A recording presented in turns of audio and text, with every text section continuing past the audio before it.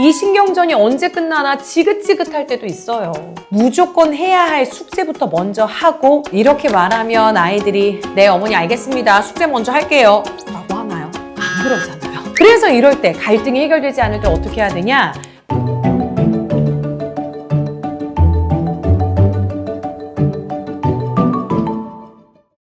가족끼리 대화하다가 싸울 때요. 대체적으로 같은 문제로 반복해서 싸우는 경우가 많습니다. 저희 집도 마찬가지예요. 너 숙제했어? 게임 그만해. 핸드폰 이리 내놔. 아이는요. 알았다고요. 내가 알아서 할게요. 엄마는 왜 맨날 다 못하게 하는 거예요. 자, 엄마는 계속 같은 걸로 잔소리하게 되고 아이는 매번 같은 게 불만입니다. 자꾸 이렇게 같은 이야기를 반복하다 보면 이 신경전이 언제 끝나나 지긋지긋할 때도 있어요. 이렇게 갈등이 반복되는 이유는 뭘까요? 바로 내 이야기에만 집중해서 그렇습니다. 상대의 이야기를 듣지 않고 내 논리성에만 집중하다 보니 갈등이 해결될 기미가 보이지 않습니다. 그래서 제가 오늘요, 가족 간의 신경전을 말끔하게 해결할 수 있는 대화 방법을 알려드릴 테니까요. 이 영상 오늘 꼭 끝까지 지켜봐 주세요. 가장 널리 알려진 논리적인 말하기의 구조가 있습니다. 저도 여러 번 말씀을 드렸던 프랩 기법입니다. 이 구조대로만 말하면 웬만하면 나의 생각을 논리적으로 그리고 설득력 있게 말할 수 있어요. 이 프랩 기법은요. PREP 이 순서대로만 말하라 라는 겁니다. 자, P는요. 내가 하고자 하는 포인트를 명확하게 전달하고 R은 reason, 왜 그렇게 생각하는지 이유를 대는 거죠. 이유만으로는 설득이 되지 않습니다. 왜 그렇게 생각하는지 구체적인 예시나 사례를 들어서 설명해야 하고요. 그렇기 때문에 내가 강조하고 싶은 주장을 다시 한번 반복해서 강조하는 거죠. 이게 프랩 기법이에요. 숙제를 끝내는 게 먼저야. 네가 놀고 와서 숙제하려고 하면 숙제하는데 시간도 오래 걸리고 힘들어서 다음날 지장 가잖아? 너 지난번에 생각해봐. 지난번에 놀고 나서 숙제하겠다고 약속했다가 결국 힘들어서 다 마치지도 못했고 또 늦게까지 하느라 다음날 못 일어났지. 지각할 뻔했잖아. 그러니까 무조건 해야 할 숙제부터 먼저 하고 남는 시간에 노는 거야. 이렇게 말하면 아이들이 네 어머니 알겠습니다. 숙제 먼저 할게요 라고 하나요? 안 그러잖아요. 서로 각자의 입장에서만 또 논리적으로 얘기를 하다 보면 해결이 되지가 않아요. 그래서 이럴 때 갈등이 해결되지 않을 때 어떻게 해야 되냐? 프랩 기법에서 한 단계 더 나아가셔야 합니다. 딱 한 가지를 더 넣어주셔야 해요.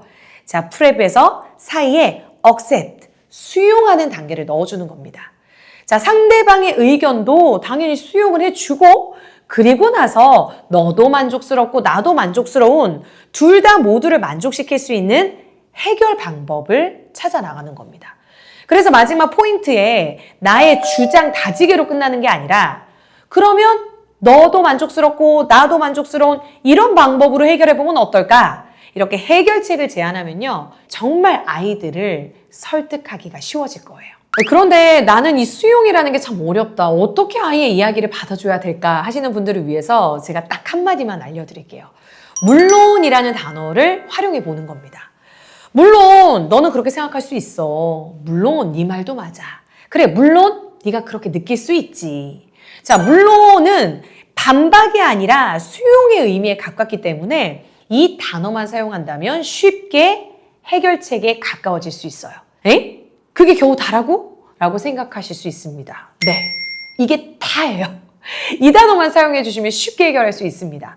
물론이라는 단어만으로도 아이들은 자신의 의견과 생각을 수용받는다고 느끼고요. 엄마가 내 마음을 이해해 주네? 라고 느끼게 되거든요. 그러면 당장 내가 요구하는 요구가 수용되지 않는다 하더라도 엄마의 이야기에 귀 기울일 수 있는 조금 들어볼까 하는 마음의 여유가 생깁니다. 그런 다음에 해결책을 찾아보는 겁니다. 근데 이때 꼭 기억하셔야 될 게 해결책이라는 게 일방적으로 엄마가 제안하는 해결책이 아니었으면 좋겠어요.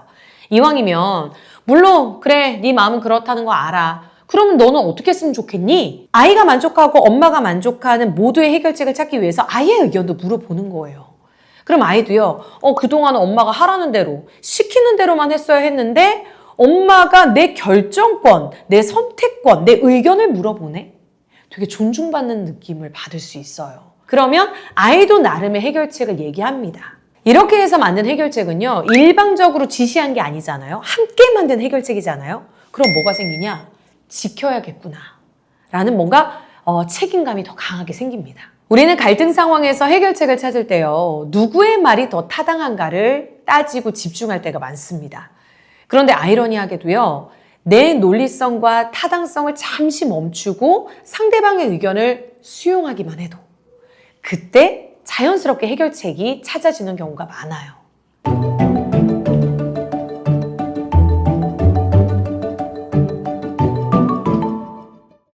반복되는 갈등 속에 계속해서 갇히셨다면 오늘부터 이 대화에서 수용의 단계를 적극 활용해 보세요.